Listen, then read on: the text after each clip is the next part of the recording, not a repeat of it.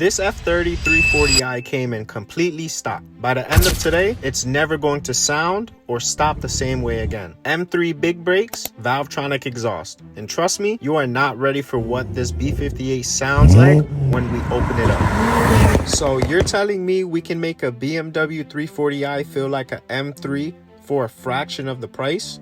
These are full F80 M3 Big Brake Kit rotors on a 340. When you hear what this thing sounds like at the end of this video, I promise you, you're not ready. The owner came to us with one goal. He wants this thing to feel and sound like a completely different car. Here's how the car sounds stock. So first up, the brakes. Now a lot of people ask me, why would you put M3 brakes on a 340i? And the answer is simple. The B58 in this car is already pushing serious torque from the factory. And if you're tuning it and adding mods down the line, the stock brakes on the F30 are not keeping up. The M3 Big Brake Kit gives you larger rotors, more clamping force, and honestly, they just look insane through the wheel. What up, YouTube? You feel me? Gotta get him with the you know what I'm saying? I'm about to do what's this, M340? First, let's get these calipers off. You need an 18mm deep socket and a regular ratchet. Once the caliper is removed, make sure you have a spot where you can hang it. You don't want any extra force on the brake hose.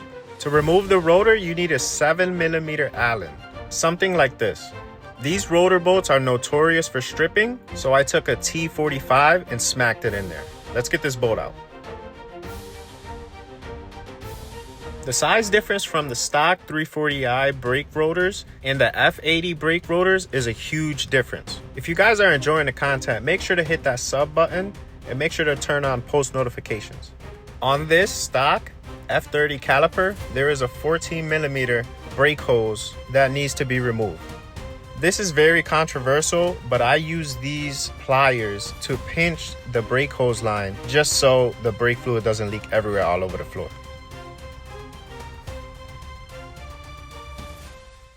If you guys are saying in your head this is the same as a 340i M Sport, for the front calipers, yes. For the rear calipers, no. The rear calipers are blue, but they aren't the same as the F80.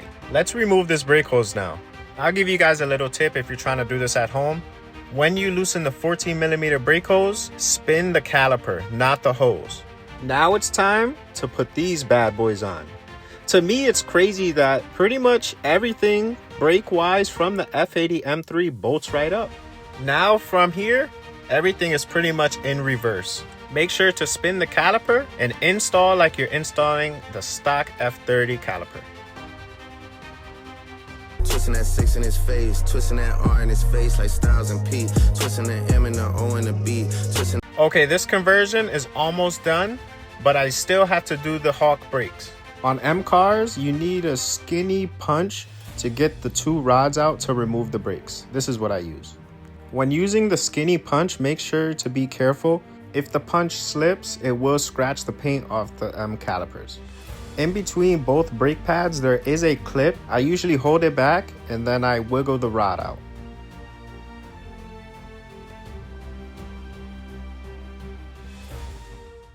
Now the brakes can be easily removed. All you have to do is slide them out. You can go with any brakes, but I usually go with the Hawks because they have good stopping force and are good for the street. Install is the same, just in reverse. If you guys have any questions, make sure to comment below. Once all the calipers are installed, you need to bleed the brakes. This is important. You want to make sure all the air is out the brake system.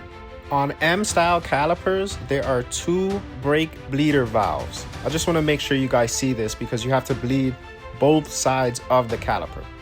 All right, brakes are done, but honestly, that's the warm-up. What comes next is why you're really here.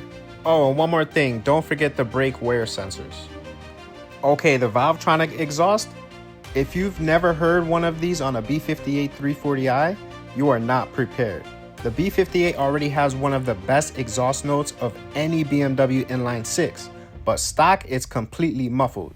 Valvetronic uses a butterfly valve system that lets you switch between quiet mode and full cycle mode.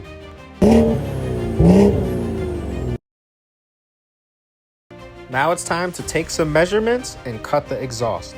This is the most important part because if you cut too long or short, it can affect where the exhaust sits. Here's where I decided to mark the cut that I'm gonna make. If you're at home, make sure to wear safety goggles.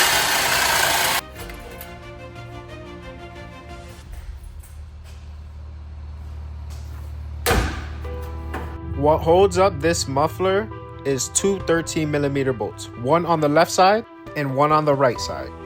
Real quick, a lot of you guys ask me, Valvetronic versus stock catback, which one's louder?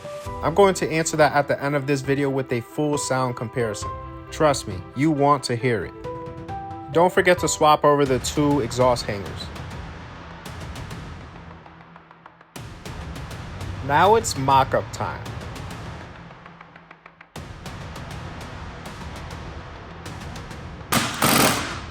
Here's where things took a turn for the worst. I seen that I cut the exhaust too short and I was confused on how I was gonna get this job done. I'm not sure where I messed up in the measurement, but I thought this was the end. Somewhere in the measurement I made, it was 2 to 3 inches too short, so the exhaust didn't even touch. To let myself brainstorm a little bit more, I'm gonna install these Valvetronic carbon tips, just so I could think about this. What's better than a clamp? Getting the exhaust welded.